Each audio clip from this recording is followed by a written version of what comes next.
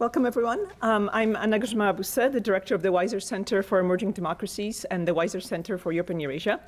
And along with the International Policy Center at the Ford School, we are delighted to welcome Ambassador Christopher Hill to the University of Michigan and to Ann Arbor. Ambassador Hill is currently the dean of the Josef Korbel School of International Studies at the University of Denver. He's an incredibly experienced and accomplished diplomat, having served as the American ambassador to Macedonia, Poland, South Korea, and Iraq, which is an incredible panoply of assignments. And in a career that has spanned over 3 decades in the Foreign Service, Ambassador Hill has also been a trenchant player in some of the biggest conflicts worldwide, such as the fallout from the wars of Yugoslav succession and the Dayton Peace Accords, the 6-party talks with North Korea designed to resolve the concerns with the North Korean nuclear weapons program, and the formation of a new government in Iraq. And frankly, given this affinity for difficult, if not heartbreaking challenges, it is perhaps not surprising that he's also a Red Sox fan.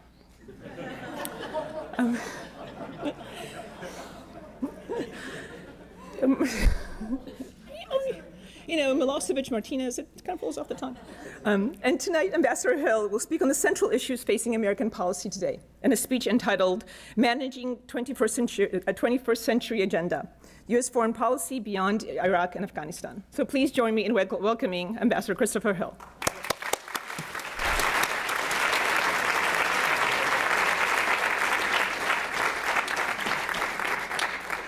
Well, thank you very much, Anna, and thank you for that gratuitous comment about the Red Sox. But, you know, isn't this like Detroit Lions territory here? So, you know, I think, you know, these teams are there often to try our souls. And, you know, you just have to learn from it and be a better person as a result of it. So the fact that we're up against a team that has 1/8 of our payroll, that can't even half fill its stadium in Tampa Bay is pretty hard to take. But anyway, it is great to be here at the University of Michigan, a school that has just extraordinary success across the spectrum. I know many people know about your sports teams, but many more people know about your simply fabulous education that you provide here. The graduate schools are, you know, invariably you're listed in the top 10 in our country. You've produced some of the greatest leaders of our country, and I can just tell you what a great honor it is to be here and have this opportunity to talk with you. It's also wonderful to be here with Ambassador and Mrs. Weiser, Ambassador Weiser and I were together in, I guess we call it Central Europe. Poland and Slovakia, and we had a group of us who were in this Central European area, Slovakia, Czech Republic. I think we added Romania, and let me see, Poland, Hungary, and we used to get together every few months and sort of exchange thoughts on what was going on. And Ambassador Weiser was very much focused on a country that hadn't always had success, Slovakia. And there are many doubters. You know, when the Czechoslovak divorce took place, there was an expectation that somehow the Czech Republic would do very well, Slovakia would somehow, you know, slip into Central Asia or something. But in fact, in the fullness of time, Slovakia, I think, did very well, got its economy together, went through the difficult phase that many of these countries have gone through, where, you know, first you have democracy, then you have sort of a pushback from the former communist regimes, and then you have sometimes kind of virulent nationalists come in. And yet Slovakia went through all of these phases and emerged, I think, as a very strong economy. Its manufacturing sector, frankly, when you look at all the countries in the region, I think it was really one of the strongest. And Ron, I know you worked very hard to kind of keep people on task there. And I think you're really in a great tradition of American diplomats who've sort of worked with a country, not stand back and lecture the country, but rather stand up close and work very well with it. And I know you're very fondly remembered in Slovakia. I'd like to just mention Another person here that I served with, actually Les and Judy High, who are sitting over here. Les High was in Krakow when I was in Warsaw, and so I haven't seen Les since we were together in Poland. So it was great to see you here in Ann Arbor, and you can see Les and Judy here. I can't think of a better place to move to except maybe Denver. Our football team in Denver isn't much better than the Lions either. But anyway, I wanted to talk to you about this 21st century agenda in our foreign policy, because I think we have gone through a very tough period in our history, and I think it kind of behooves us maybe to learn from some of the mistakes and try against all hope not to repeat those mistakes. I think, let me just begin by saying that for anyone watching the American political scene these days, I think it's fairly clear that our country is living through a very kind of ideological time. And without getting too political myself, I mean, we see our two political parties in the Congress taking kind of very positions where I think it has been very difficult to bring to bear a kind of center position. I mean, the view that somehow all problems can be solved by tax cuts versus the view that all problems can be solved by government programs really, I think, lends itself to kind of an ideological perspective. And I think ideology has an important role to play. I mean, after all, we also live in a time where we're subjected to billions of factoids every day, and you need some sort of navigation system to get through those factoids. But I think when we see ideology becoming a kind of substitute for the mastery of facts, it's clearly gone too far. Facts in and of themselves, of course, are not knowledge, and knowledge is not wisdom. But I think an excess of ideology is neither facts, knowledge, or wisdom. And in short, I think our country needs, to some extent in our domestic policies, and I'm going to get to our foreign policies especially, we need to kind of return to policies that are based much more on the sort of our heritage of being very practical and being very pragmatic. So I think we need to endeavor to find policies that really whose purpose is to find ways of solving problems and allow us to achieve the goals that we need to achieve. And so as we look at the world, I'll start with a mention of about a year and a half ago. I was in Oman, Muscat, Oman. Probably most people haven't really thought about Muscat, Oman until maybe just a few days ago when our two hikers who had hiked over the strait over the border from Iraq were held by the Iranians for some 2 years. They were returned to Muscat, which is just a short plane ride from Tehran. And I met there with the leader of that country, Sultan Qaboos. And I asked him what accounts for the sort of ideological fervor that we could see going on in the Arab world. And of course, what we were talking about was this fundamentalism, this sort of extreme religious ideology. And, I said, after all, the Arabs are known for being a very practical people. When you look at, Arab business community, they usually try to meet the customer in the middle with some kind of bargain. So how did all this happen? And the Sultan's answer to me, as he sat there, he had a dagger, this beautiful jeweled dagger in his large belt in the middle, and this fantastic, headgear. And I just sat there sort of looking like I do now with a suit and a tie. And the Sultan said to me, don't always look for political reasons for everything, because sometimes it has to do with a cycle of history. And cycles, too, will change.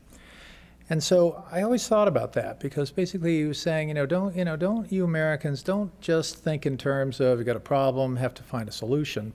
He said, you need to really step back from it and understand the flow, the ebb and flow, really, of history.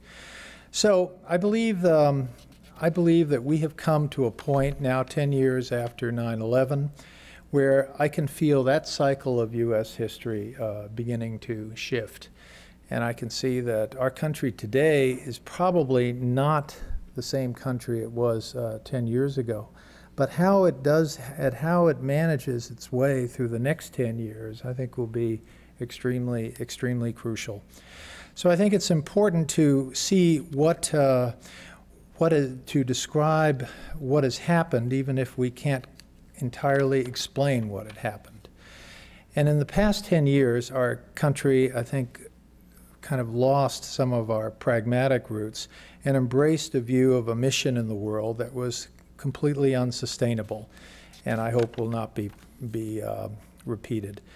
The Iraq War, and it was a war that when I was in Poland, oh my God, I can't believe I did that. Yeah. It's an 800 number, whatever. The Iraq War was very broadly supported in our country, and it was broadly supported for a lot of different reasons, and some of them good, and some of them turned out to be not so good. But I think, in a way, we ended up looking at the Iraq War as somehow a struggle between forces of dictatorship and democracy, and to be sure, that fault line was there. But in our desire to see it as a struggle between dictatorship and democracy, and of course, we had one of the most brutal, hideous dictators the world has seen since World War II, that is Saddam Hussein. We failed to see, I think, another very important fault line in Iraq, and that fault line was really coming to bear or having an enormous effect on the country internally, and that was the struggle between the Shia and the Sunni political identity. And so, talking about Shia and Sunni seemed so old-fashioned, seems so last century. I mean, after all, we'd like to see it as a struggle between democracy and dictatorship, as we had seen in many other countries. But in fact, the Shia and Sunni identity, though that was the fault line that really drove the crisis in Iraq. And what we did, and what we didn't really understand we had done, is we took a minority-led country, a country that had been, since the British marched in March of 1917, and looked at the kind of havoc that they had helped create as they brought all those Indian troops in up the Euphrates Valley. And they looked at the situation in Iraq, in Baghdad, and they said, how are we ever going to run this place? And as the Brits often did in these colonial situations, they looked around and found, you know, who's the toughest tribe around here? Who are the people who really look like they know how to keep the others in tow? And that turned out to be the Sunnis. So the British, as the Sunni Ottomans had done for centuries before, essentially left the country in charge, run by the Sunnis.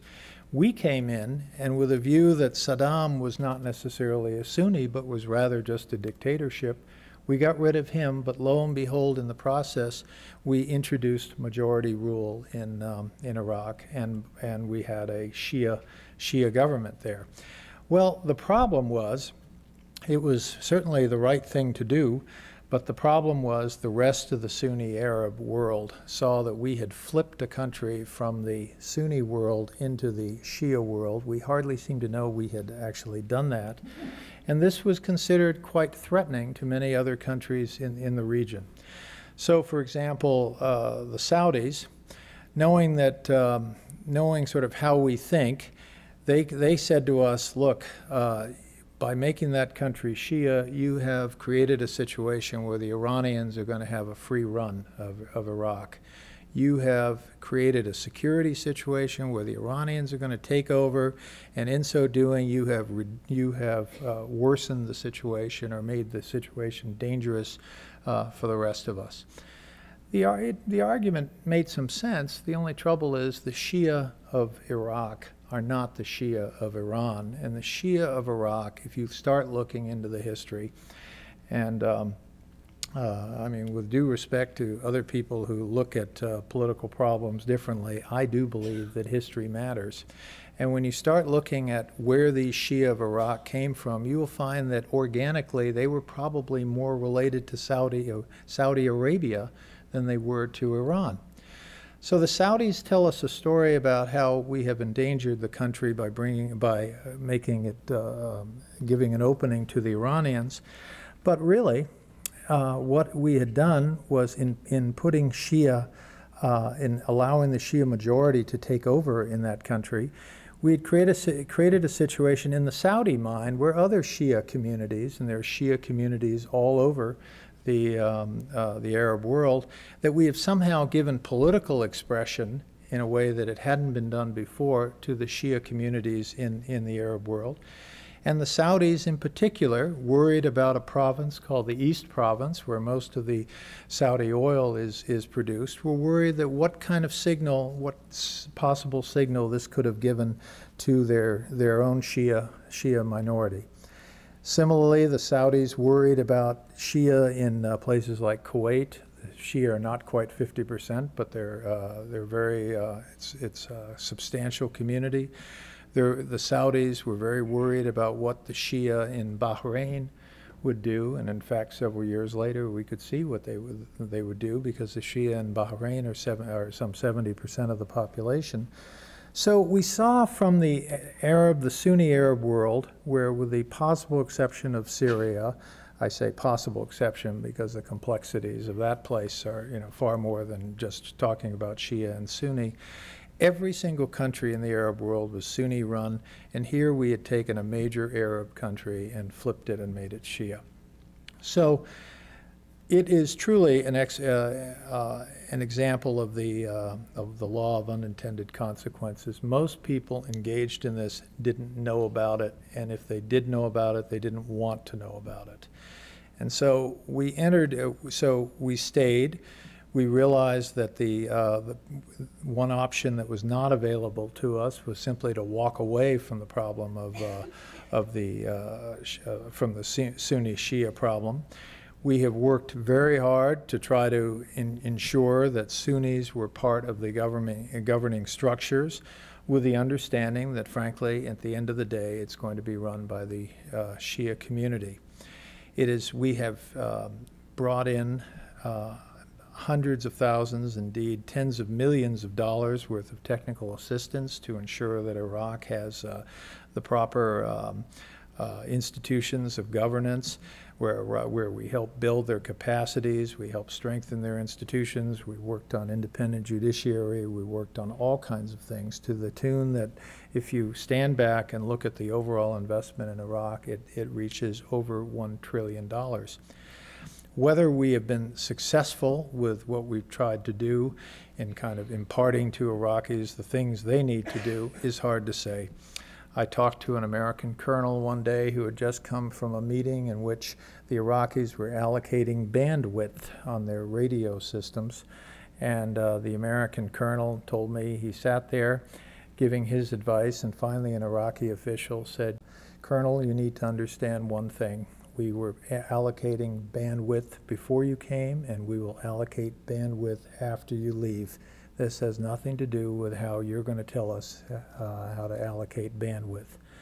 So I think it was kind of a sober reminder to the U.S., not just in allocating bandwidth, but in doing everything else, that there are certain limits to how effectively we can convince countries to behave better and indeed to be more like us.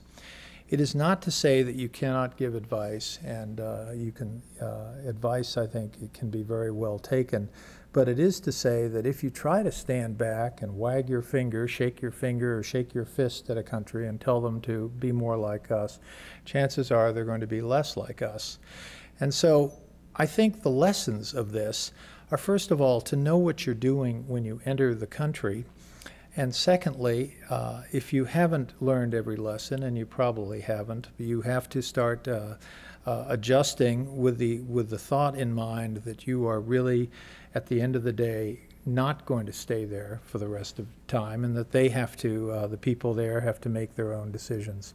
I found in time in my life and diplomacy, there was the issue of how do you convince someone else to do something that person doesn't want to do. And I think just like in one's personal life, as well as in the life of a nation, you can't necessarily count on them to listen to you when you're shouting at them. You've got to somehow work as closely with them as you can to get them to trust you. And I think trust does have a lot to do, a big role to play in diplomacy. So I think it's been very important that when Americans are overseas, that they conduct themselves with a sense of modesty, with a sense of not just telling people what to do, but most importantly, with a sense of sort of sharing an example, an American example that I think has worked very well. I think one of the reasons why someone like Ambassador Weiser was successful in Slovakia is I think people realized he was sharing an example. He knew what he was talking about. He was not pushing them in a way to suggest that he was in any way scolding them. He was working with them, and he had the same goals in mind. So I think we need to be very careful when we go into these countries and think that we can somehow remake them into our image or to try to make ideological arguments. I think we need to look for problems that they are having and problems that, and ways that we can help them overcome their problems. I am pretty, at the end of the day, I'm pretty optimistic about Iraq. Ironically, the one reason I'm optimistic is the reason that I know was not the reason that we entered the country, and that has to do with the oil sector. Iraq now has 11 major international oil companies with contracts not to take Iraqi oil, but to have service contracts to help the Iraqi people develop their own oil. Iraq, when I was there, had slipped down to something like 1.7 million barrels a day. Today, Iraq is something on the order of 2.6 million barrels a day, expected to go to some 3 million barrels a day. Within about 2 years, it should be eclipsing Iran in terms of barrels per day. That is, it should be over 4 million barrels a day. And probably in about 10 years, depending on international conditions, Iraq will have something on the order of 10 million barrels a day, which is the output that Saudi Arabia has. All of this is to say that and by the way, of all these 11 major oil companies, only one was an American company. So this hardly passed the tests of invading Iraq for the purpose of taking their oil. And so I think the Iraqis will have the wherewithal to build infrastructure, to provide services to their citizens, to improve the hospital care, to provide for electricity.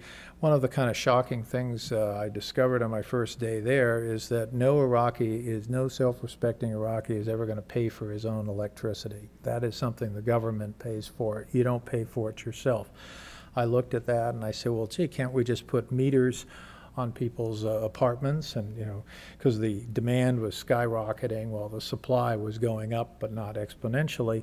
And I was told you can certainly put meters on people's houses, but it'll take a battalion of troops to do that and a firefight to follow. So I think Iraq, the Iraqi authorities understood that a whole heck of a lot better than I did, and understood the point is that for certainly the time being, and I would put that in the next century or so, the Iraqi government is going to pay people's electricity bills, not the consumers of the electricity. Again, wrong policy move, but it's the policy move that they have thought about, and they know what their people can sustain. So I think one has to live with some of these issues, and I think what is impressive in the case of Iraq is I think they will have the wherewithal to deal with some of these things. They will pay for services, and alas, because they do it in many other parts of the world, they'll pay off insurgents. Again, it's not a pretty picture. It's not a beautiful picture. It falls short of what we would see as democracy, but nonetheless, I think it has the country at least has a future. And one of the reasons is that I think the security situation has continued to improve, notwithstanding what we read in the newspapers every day. We have a Kurdish part of Iraq that is feeling a part of Iraq because when they see the potential of 10 million barrels a day and they know that they are entitled to some 17% of central government revenue. They know that 17% of 10 million barrels is a lot more than 100% of 100,000 barrels. The Kurds have figured that out. So I think we'll be okay with the Kurds. I think the Sunnis have been invited to have some key ministries with the understanding that the Sunnis in Iraq need to come to grips with the fact that the country is going to be run by the Shia. But as we move a little to Afghanistan, we also see a place that I think the U.S. allowed our sort of ideological side to get out of whack with our practical side, because we came into a country that if you study the history, and you don't even need to study it, you just need to look at a couple of pages of it, this is not going to be an easy country to turn into Switzerland. And yet, that was clearly the effort of the United States. And worse yet in Afghanistan, we took we looked at that situation and did what one really should have. We fell into a trap that is as old as man himself when we tried to fight the last war in Iraq. So there was an effort in the last couple of years of the Obama administration to have a surge. And the concept of a surge, which of course had been used in Iraq, was to flood U.S. troops in there so that we could seize territory, so that we could hold the territory, so we could build on the territory, and then finally transfer the territory back to the local authorities. Well, that works in a country that's 70% urban, as Iraq is. And why is Iraq urban? It has to do with water resources, but it's 70% urban. All the people live in the cities.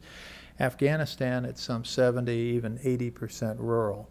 So if you try to increase the number of troops by some 20%, you are really not going to get at what the military talks about troop-to-task ratios. You would have to double, triple, quadruple the force in order to manage the rural environment of Afghanistan. The other sort of backseat driving I would do in Afghanistan is I would be very careful about the notion that you can bring in additional lethality, as we've done in Afghanistan in the last year, where we bring in additional capacity to kill bad guys, and think that by killing more of them, you'll bring them to the table. The way it works is not that someone gets killed and the rest of the family sits together and says, you know, the Americans really had a point about our cousin there. He was not a very nice guy. That's not how it works. The family sits down and they say, the Americans have killed our cousin. We didn't like our cousin, but they've killed our cousin and he's our cousin, and therefore we need to pick up arms against the Americans for that. That is a basic cultural fact that proved to be an elusive concept with many of us, because we looked at it, and not even in terms of the mirror imaging of cultures, because I don't know about you, but when someone comes after my family, I don't care what my cousin is like. I want to go after them. And lo and behold, the Afghans have been like that, and in spades. So I think we've made a lot of mistakes there.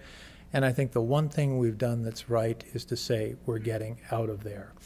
It doesn't mean that we have, quote unquote, lost the war. It doesn't mean that somehow the Taliban are necessarily coming back. And I think Karzai, for all the criticism of this guy, understands that he needs to figure out how to work reconciliation with what are sometimes unreconcilable elements. So I think we have made a decision to try to make sure the Afghans start to deal with these issues.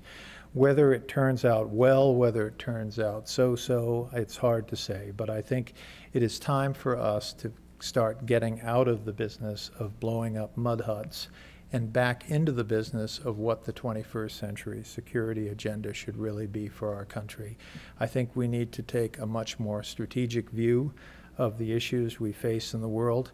I think the number one issue, in my view, is the issue of dealing with nuclear, with aspirations of countries like Iran, countries like North Koreans to develop their own nuclear capabilities. These two countries are very much engaged in this.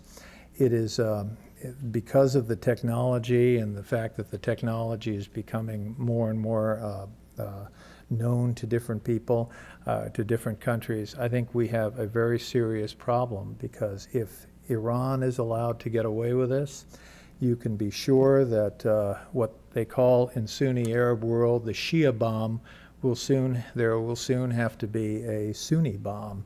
And while Pakistan has a Sunni bomb, it doesn't count in the case of Sunni Arab states. And so I think it is pretty inevitable that if the Iranians are allowed to get away with this, we can look for a Saudi effort soon to come. Similarly, in East Asia, I think we have to stay on the situation of North Korea, because if North Korea is able to take this nuclear device that they've been able to get to explode underground and put it on one of their missiles that they have been testing, I think we will have a very serious problem in terms of proliferation. I used to say that the chance of Japan ever going nuclear was about 0. Now I'd put it north of 0. I used to think that the chance of South Korea ever developing nuclear weapons was at 0. I would not be comfortable with predicting that either for the rest of time. So I think we need to deal with the North Korean danger. One of the reasons I think the Bush administration did absolutely the right thing on North Korea in terms of our policy, and this comes very close to home here. In fact, if you want to hear a counter version of this, someone opposed to the Bush policies, read the Dick Cheney book. But I feel it was very important when President Bush met with the Chinese President Jiang Zemin in Crawford, Texas, and said to the Chinese, "This is not an American problem. This is a problem involving world leaders, and in particular, this is a problem involving the region." And I think the decision to get China directly involved, to get Russia involved, to get South Korea and Japan involved, as well as the United States, was absolutely the right decision. In addition, if you go back to 2004, 2005, when this policy of trying to engage the North Koreans was first started by President Bush, we had a situation where many people in Asia, many people in the world really, were blaming the North Korean nuclear issue somehow on American intransigence. Well, if you have turned North Koreans into sympathetic characters out there, you are clearly doing something wrong, and we were doing something wrong. When you looked at polling data in South Korea, there was over 50% of South Koreans were blaming the U.S. for the crisis as well as the North Koreans. So I think the President's decision to get the U.S. involved in a negotiation was very important. We did make some progress. We worked with the Chinese, which I think was an important thing to do, but we got the North Koreans to shut down and then disable their plutonium plant. We have known about their efforts in uranium enrichment, but first things first, we had a plutonium plant that was actually producing fissile material, whereas the issue of uranium enrichment is still a future issue, albeit a great threat. But most importantly, we established some patterns of relationships. We showed that we can work with China. We showed to the South Korean people that we were not opposed to negotiation, and that we would treat the South Koreans not as a sort of little brother, but rather as a partner in this very important endeavor. And so soon we saw that polling data that I described a couple of minutes ago shifted as it should shift, that is to South Korean public putting the blame where the blame belonged, and that is on North Korea. So the mechanism was right, the approach was right. What has not yet succeeded is getting the North Koreans to cease and desist on this nuclear program. I think the key missing ingredient here has been China. And I think we need to, with respect to the North Korean nuclear issue, with respect to some of the other international issues that we have, whether it's human rights in Sudan or violating sanctions in Iran and things like that, we need to have a much more comprehensive and successful relationship with China. I think one of the problems we have had with China is that the United States we have so often looked at the Chinese in too much of a transactional mode. That is, we will send senior officials out to China maybe once every 6 months. We will try to have a discussion with the Chinese aimed at some deal, and then after 3 days, lo and behold, we have some deal which frankly doesn't really amount to something to that much. I think we have to shift from a transactional-based policy with the Chinese to a much more relationship-based policy. And I think the United States needs to make China a much better, put China in a much in a position of being where we understand that this is probably the key relationship that we have to face in the world today. If you look at the American public and how they regard the Chinese, there are some people who look at China as somehow, the Soviet Union again. It is not the Soviet Union. There are some people who look at China as somehow just a benign place where you go to this sort of giant Disneyland. It's not that either. China is a challenge to us, but it is also an opportunity, and it is a country where I think together, if we can work with China, and we need to do this by deep-seated relationships, I think we can do more. I think I would like to see in any new administration, whether it's the Obama second term or the Michelle Bachmann first term, I think there needs to be, that was a joke, I didn't mean to, but there needs to be much more effort early on to establish patterns of relationships with the Chinese so that we can work together. We should not be going to China when we need their help on something. We should not be going to China when somehow, we're worried that they won't buy our T-bills. They will buy our T-bills. That's not why we should be going there. We need to be going there to get them to know us better and for us to know them better. And in so doing, we need to be able to create these relationships. China is not a perfect partner by any means. China has some of the most belligerent people in the world living there. China has, like many big countries, including our own, they are beset and consumed by many of their internal problems. But this does not mean that we shouldn't be trying to engage with them as a partner. I think a few years ago it was talked about how China needs to be a stakeholder in the current international system, and I think that's a pretty good way to describe it. I think we need to somehow develop this. I think we need to get out of this kind of love-hate relationship with the Chinese, try to take some of these oscillations out of our policy with the Chinese and try to work with them on a more business-like framework where they know us better and we know them better. And I think if we can really focus on that relationship with China, a lot of good things can flow. I think we will have a much better chance of dealing with North Korea than we do now. People often say the reason the Chinese have not been helpful on North Korea is they're worried that North Korea would implode and that somehow you would get 20 million North Koreans moving into China. I submit to you that's about the last of the issues the Chinese are really worried about. I think they're much more concerned about the fact that if you have the last Marxist-Leninist country in the world implode, what would that do? How could that affect China's internal developments? How could that affect the sort of lineup of forces within China, some of whom look to the past for inspirations, others in China look much more to the future. I can assure you the Shanghai business community has no interest in maintaining a close relationship with North Korea. They would throw them under the bus in a Shanghai minute. Yet, if you go up to Beijing and if you talk to the Chinese Communist Party, to the international department of the Chinese Communist Party, you see a lot more enthusiasm sort of maintaining that relationship. If you go to the Chinese Foreign Ministry, again, no interest in maintaining a relationship with North Korea. They find it an embarrassment. But if you go to the Chinese people, the People's Liberation Army, you see a much more interested in maintaining those relationships. It's especially true in Northeast China, where warlords are gone, but warlordism is not necessarily gone. You see relationships between Chinese military and North Korean military. It's very complex, and we need to understand the complexity of China's historic and cultural relationships with North Korea.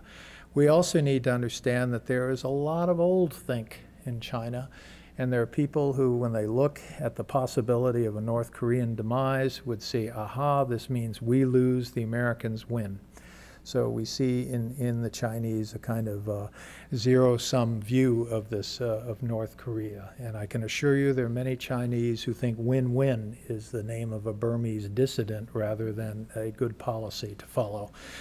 And so I think for, just on North Korean terms, we need to work much more with China. We need to avoid the kind of issues we've had in Southeast Asia, in the South China Sea, where it is not in our interest to turn to Southeast Asian countries and expect them to choose between us and the Chinese. They don't need a pep talk about the problems of China. They don't need to be told that China's could be a threat to them. We don't need to tell them that. What we do need to do is stay present there, is stay engaged, be engaged economically, be engaged in terms of security.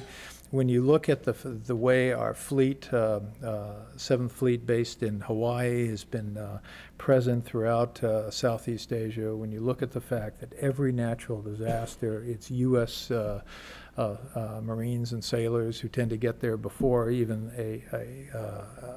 the country where the disaster took place, even before their troops could get there, you can see that we have generated a lot of goodwill in that part of the country, in that part of the world, and I think we ought to continue to do that. So I think when the Chinese understand that we're not going to leave, we're not going to be, we're not going to put ourselves in the position of, or put those countries in the position of choosing between us and the Chinese. I think some of this kind of nasty talk that you hear from within China, which sometimes, like our own nasty talk, the purpose of it is internal rather than external.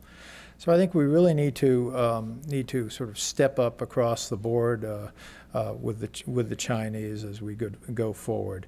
I think turning to other parts of the world, we need to be very, very careful to preserve the North Atlantic relationships and the importance of NATO, the importance of the U.S. and the EU relationship.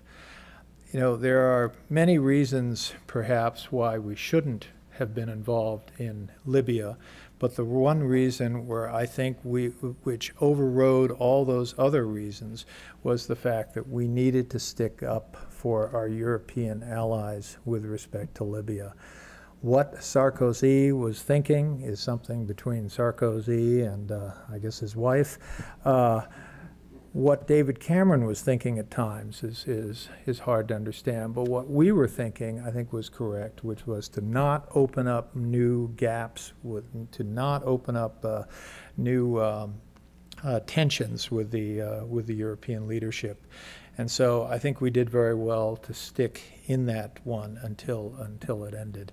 And I can assure you, based on my experience in Kosovo, it wasn't easy because you had a sort of classic, what I think political scientists would call a sort of strategy policy mismatch. You had a policy of trying to get rid of the guy, you had a strategy of protecting civilians, and it wasn't at all clear how that strategy of protecting civilians was going to support the policy of getting rid of the guy, except insofar as it simply ignored the UN Security Council resolution that set out the kind of narrowness of the overall of the UN Security Council, the resolution, which was very narrow compared to what everyone's policy was. So I think we persevered with it, and I think we should be very careful about doing it again. But I think when our European partners are engaged, we need to be able to show that we are a good partner. And I think despite all the derision, the complaints, the the attitude to the president's view on that, I think the president was absolutely right. We should be in a supportive mode and not necessarily in a leadership mode there. I think the president really got that right. Finally, I think the United States stands for more than just pragmatism or practicality. We stand for more than just open markets. We stand for democracy. We stand for people who are in the streets, who are trying to get their voices heard and trying to live, if not a better life for themselves and for their, if not for themselves and for their children.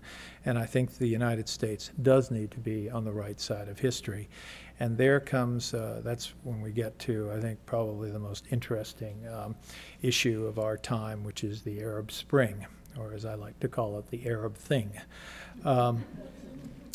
To be sure, it is not the first thing in history like that. There have been other such contagions.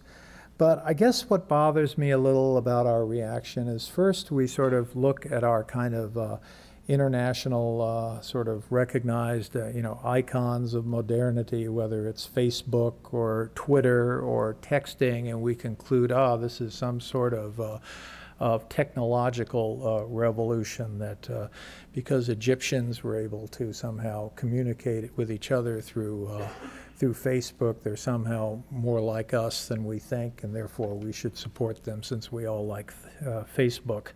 First of all, I know there's some people in this room who don't need to be reminded of what happened in 1989 in Eastern Europe, which was the last time there was one of these extraordinary social economic, political movements, that is where the yoke of communism, which I never thought even as late as 1986 would ever be gotten rid of in my lifetime, and it all went away despite the fact that no one had Facebook.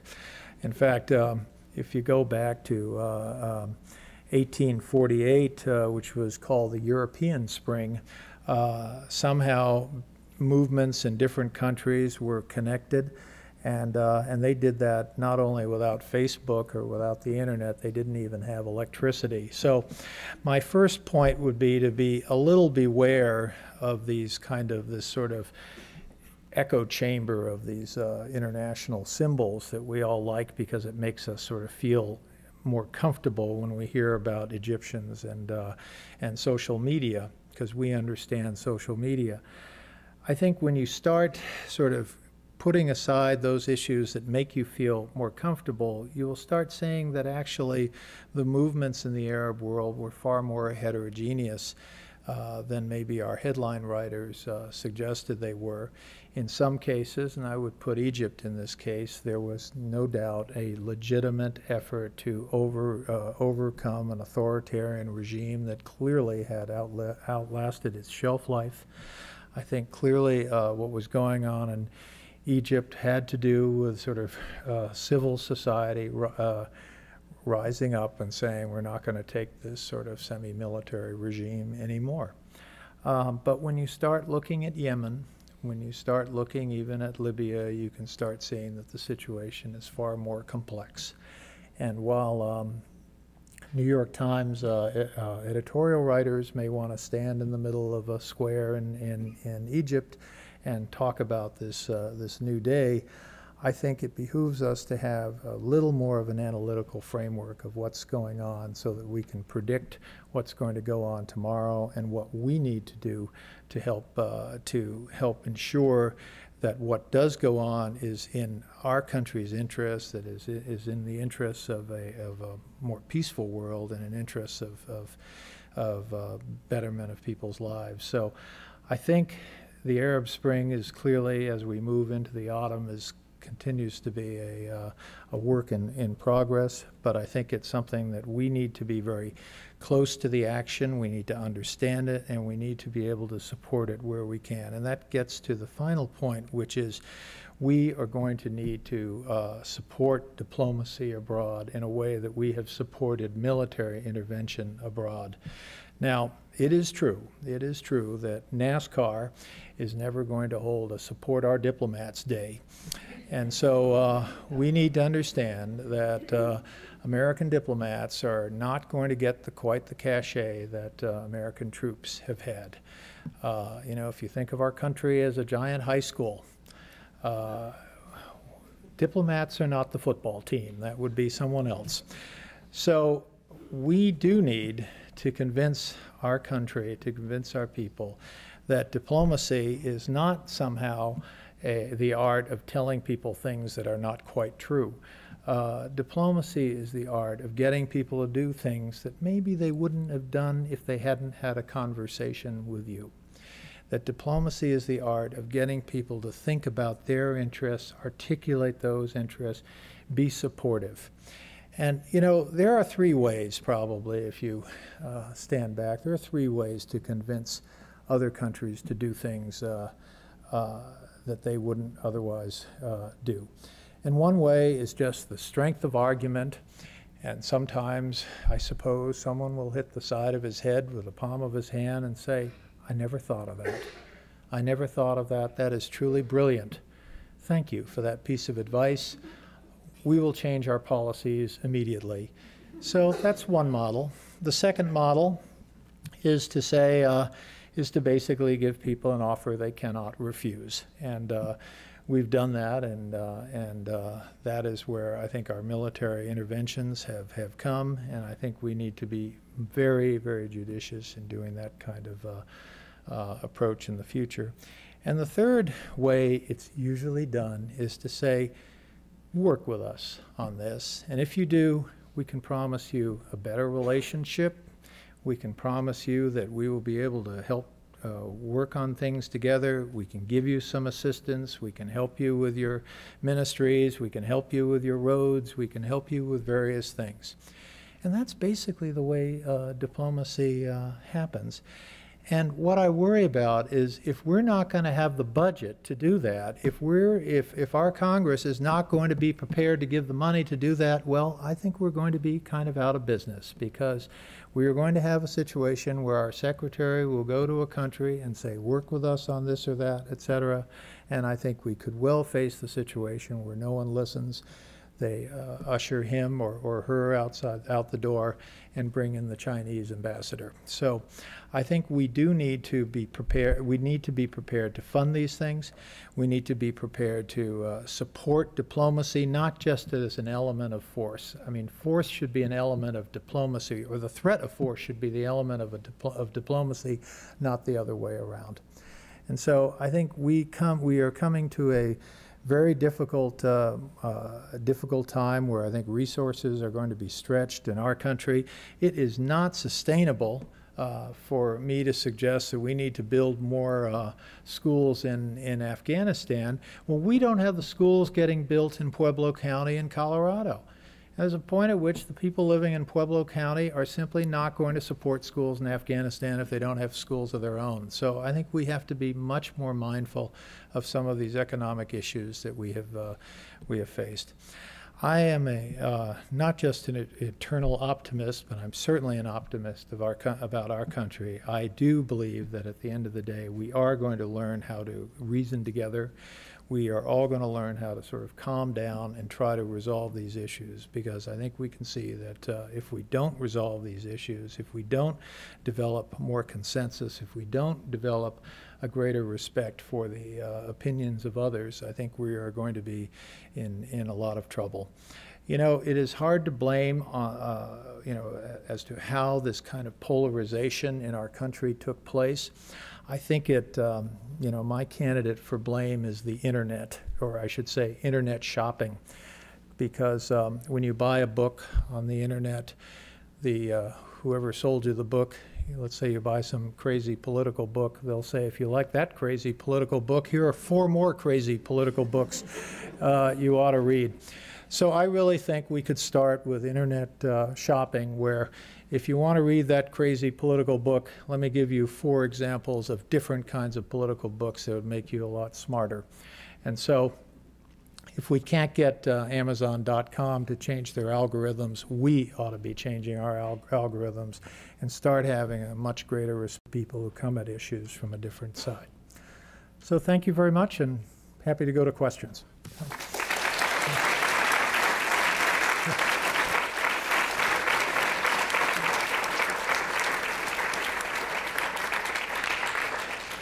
so much. We have a microphone set up over here for those people who would like to ask questions. If you would just line up in front of the microphone, Ambassador Hill will take your questions.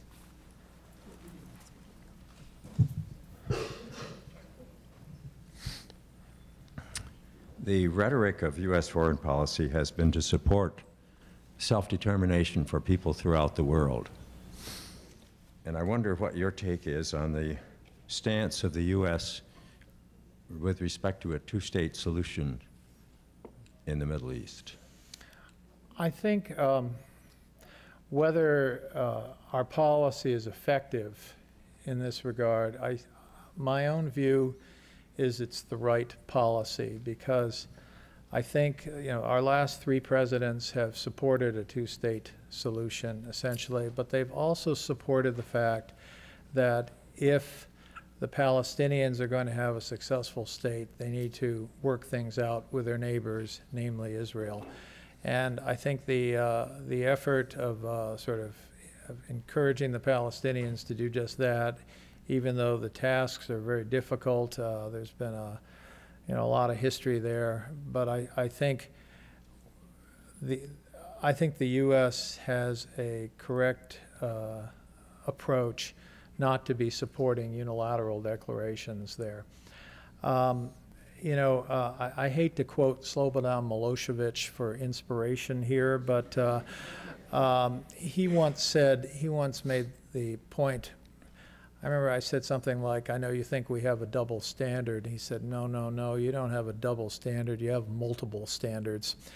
And indeed, I think we do have different standards. I think the result of Kosovo was to go on a sort of unilateral basis, or a basis of Kosovo declaring independence with some support, but without regard to the Serb position. And I think that was obviously problematic, but at the same time, I'm not sure what could have been done. So I think these are often just tough decisions. It seems that what we're doing, or what the U.S. policy is doing, is putting Israel in the position of having a veto over Palestine achieving a state. And if you look historically at the situation, the Israelis did not negotiate with the Palestinians to establish the Israeli state.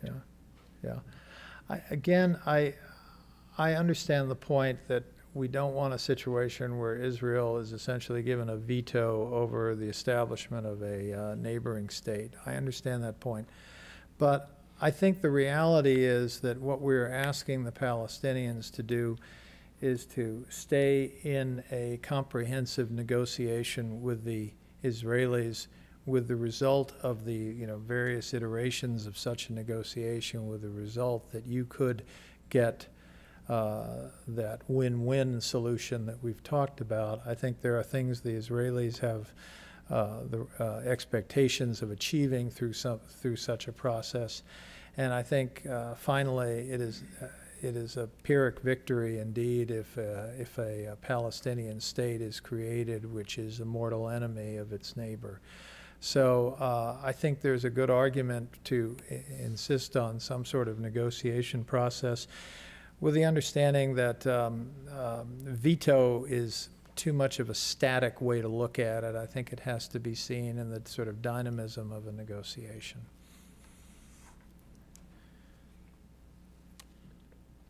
Could you just discuss what you feel the United States' role is in the United Nations, particularly the Security Council, both reflecting back on when the Iraq War started and also moving forward?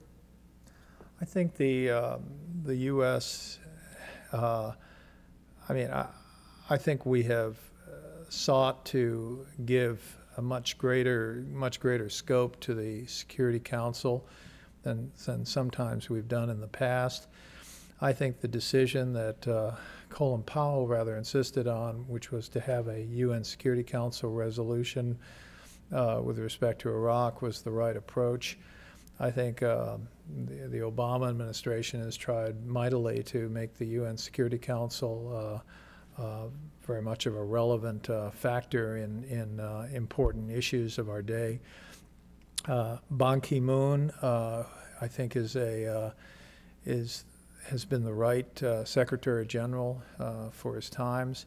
I think he has really, he understands that he represents 192 different countries and has maintained good relations with us as well as the those other 191. I think the issue is we cannot look at the UN Security Council the way some other countries do because we have global responsibilities. And so I don't think we should put ourselves in the position of being sort of, I think we need a little creative ambiguity about our view of some of the Security Council decisions. I don't think we can simply be a sort of policy taker the way some countries are. I think we need to be in on the implementation of these things, and to avoid a situation where we are choosing between national policies and Security Council policies. And I think if we can kind of square that circle or avoid those types of zero-sum situations, I think we'll be okay. And I think that's what administrations have tried to do. And even though many American people have great reservations about the UN, others have been very supportive, and I think our administrations have tried to manage this. And I think it was very important to pay our dues. I mean, it's important to pay the dues if you're the chess club member, and it's important to pay dues if you're in the UN Security Council. And I think I'm pleased that even through these difficult budget times, everyone has understood that that is not an issue that should be raised again.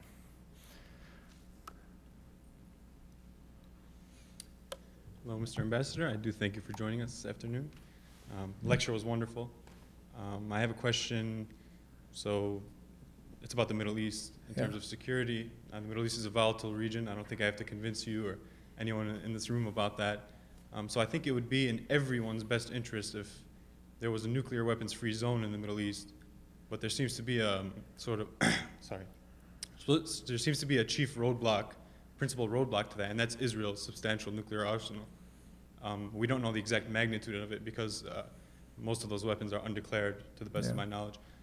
So I guess my question is, why is Israel allowed to have a substantial nuclear arsenal, but a country like Iran isn't allowed to think about one, which is what's currently going on?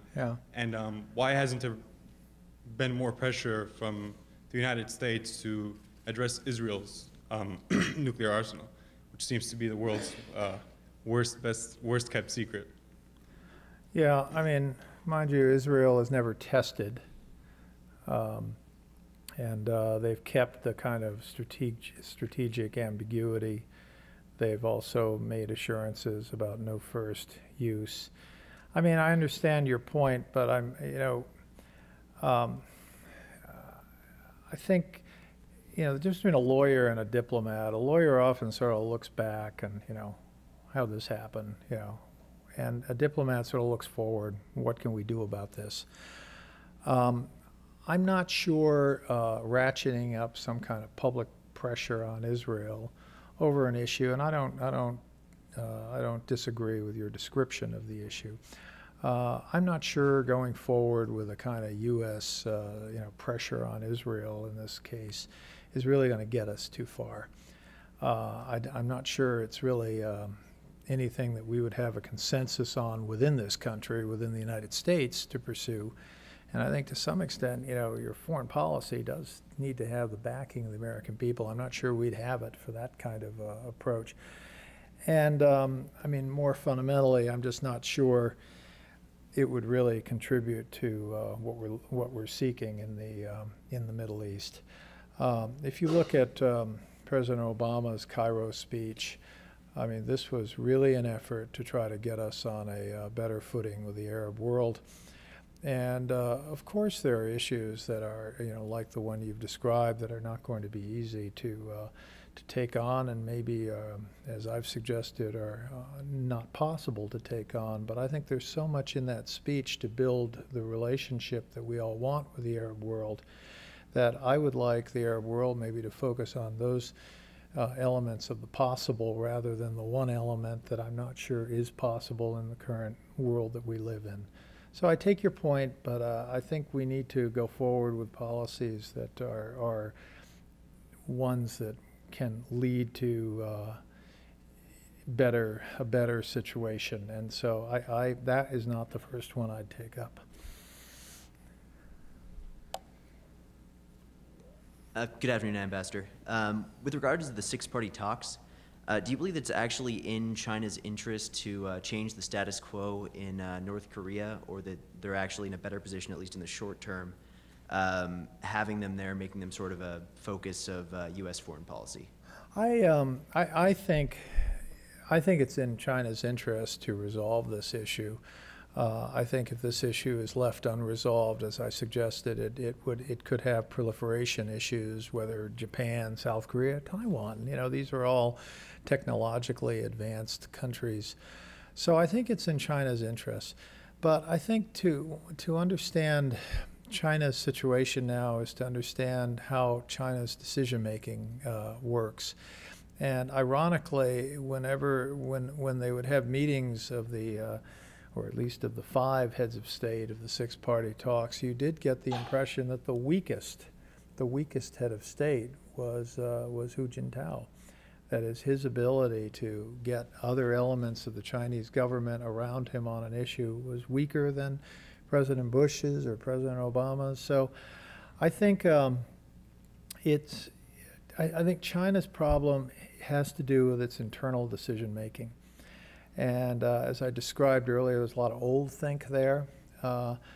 And I think the remediation for this is to have much more discussions with the Chinese about what we would all do if North Korea were to go belly up. And you know, I'm not suggesting that North Korea is going to leave the scene in the next few years. I just don't know. But it's certainly within the realm of possible. And I think a more comprehensive discussion with the Chinese, even if the discussion is 99% us talking and 99% them listening, I think would be a useful thing. I think we need to overcome some of the trust factors in China. You know, would they be concerned that we'd put listening posts up on the Yalu River?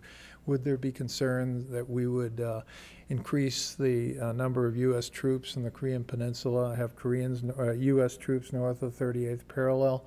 I think we should maybe describe what we would do. In my opinion, we would end up with fewer U.S. troops on the Korean Peninsula than we have now. And I think kind of having extensive talks with the Chinese in this regard would be useful. For example, we've done so-called concept of operation planning. You know, what if in North Korea, you know, there's some breakdown of civil authority? How would we handle the nukes? How would we handle the humanitarian situation? I would say share it with the Chinese. Just put it out on the table and show them what we're talking about. And, you know, it won't go well for the first session. The second session probably won't go well for the 20th session. But, you know, anyone who's who's ever sold soap on TV knows that, you know, people don't listen to your soap ads for the first 19 or 119 times. So I think we need to be a little patient with it and understand that sooner or later the Chinese would get a better window into our thinking than they have now.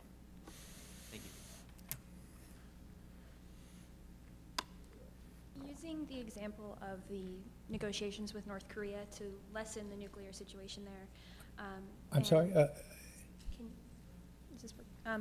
Given the example of North Korea in using successful negotiations to lessen the nuclear crisis there, and Ahmadinejad's domestic challenges, as well as his recently expressed desire to revisit the situation, in an interview with Nick Kristof, he mentioned how Iran would be interested in closing its enrichment facilities if the West would sell them already enriched materials. Do you feel like enough has changed for the U.S. to go to the negotiating table with Iran? Is it time to take advantage of this opportunity? We are, you know, we negotiate with Iran through this so-called quartet process with the UN, with the European Union, the Europeans, and we have one of our best diplomats dealing with it, Bill Burns, who's our Deputy Secretary of State. I mean, just a fabulous person on this.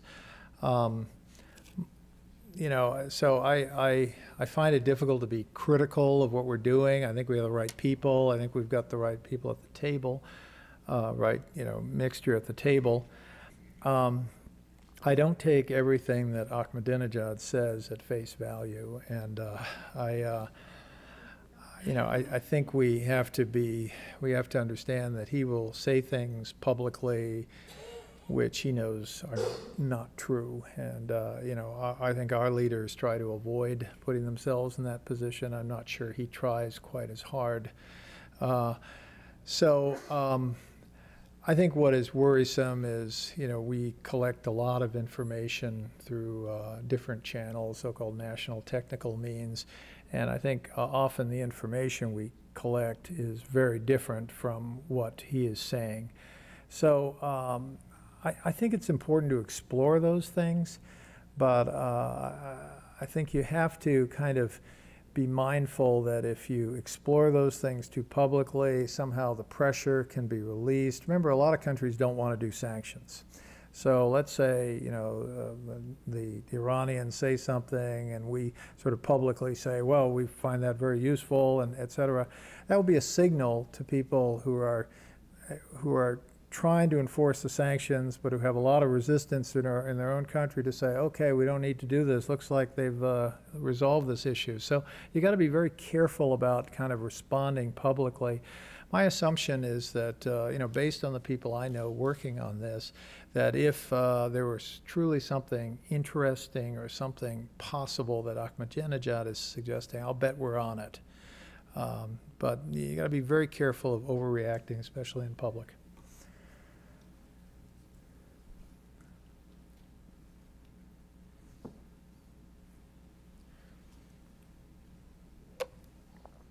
What would be your prediction on the status or relationship between China and Taiwan, and what should the U.S. stance be in this matter?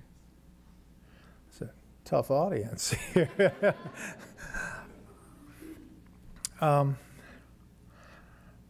I think in the fullness of time, Taiwan and China will achieve a modus operandi where the issue of Taiwan sovereignty simply doesn't emerge the way it does today. I think one of the reasons that has not happened to date is the fact that domestically in China, in this sort of constant tug of war between various elements in China, I think China's own domestic policies would really not allow some kind of solution short of a complete amalgamation of Taiwan into China. So I don't think the Taiwans believe that they need to do something like that, that is to sort of, you know, take down the flag and join China. So I think for now there's not a big change. But I think what is really holding up the potential of change lies in China's own domestic political stalemate, where China really, they know, and you know, we see statements about, or hints about this from people like Wen Jiabao. We know that the Chinese realize they have a political security system that is not the right system for the rest of the country, for the sort of social and economic system, and that this sort of these internal struggles go on. And so I think until China gets its act together internally, I don't see a real solution on the Taiwan issue. And finally, when they do get their act done together internally, I suspect it'll be something where no one uses the word sovereignty, but you know, Taiwan is allowed to go upon its merry way as a thing out there, and that there will be, it will not pose the kind of problem it has posed to date. Oh. One more, yeah. said this was a... Go ahead. Go ahead. I'm not going to go up there. This is a tough audience. Oh. I'm afraid I have to be tough, too, because as a diplomat, you took some shots at one of the 4 teams that's undefeated in the National Football League, Lions, and you also ignored a team that has a better record than Boston, the Detroit Tigers. So They got, yeah. Oh. We really know how to welcome our guests. I'm very pleased that the Tigers have finally started having winning records. You know, that's a good thing. We all support that. I think the field, though, is much too big, but as long as you have pitchers like Verlander, I guess you'll go with those 600-foot fences there. So, yeah. Does this gentleman just want to ask one? I did, actually. Go ahead. Certainly my generation has grown up with an America that believes it sort of has the responsibility and right to intervene across the world, a right that's been largely unchallenged, being how we're the only superpower. But in a world in which China and India are catching up to us economically as they industrialize their much larger population bases, do you see America's view of itself as a country that has the sort of right and responsibility to be the final arbiter or even the leader of world intervention changing for America as both China and India try to take on some of that role? I like to think that it is changing. That is, I mean, I think we have seen a time where we have sort of the neoconservatives and the liberal interventionists, both of whom, both extremes basically taking the view that we have a right to intervene and that the U.S. military is supposed to do that. I like to think that we are in a new era where deploying our U.S. military all over the place or trying to solve problems militarily is probably less of an option than it's been before. But you mentioned, I think, a very important point, which is I would not like to see China and India to feel that somehow they have some kind of right to intervene with anybody. And so the fact that the Chinese regularly, vote against us in the UN or whatever, saying it should be, you should allow countries to, that's their internal affairs. We have taken the view that basically there are no internal affairs now. These are issues having to do with countries' status as member states of the UN. They have to live up to certain standards. And, I understand that point. I don't think it's Muammar Gaddafi's sovereign right to, eat children for breakfast or, do the sort of things he was doing. At the same time, I'm not sure I would want to hear the Chinese and the Indians talking about a right to intervene for whatever reason. I just don't think, we have our problems managing this issue of the use of force, and we've had a lot more time to work on it than the Chinese and the Indians have. So I would be very worried if I saw from them what you're suggesting, which is a right to intervene. Thank you. Okay. Thank you very much.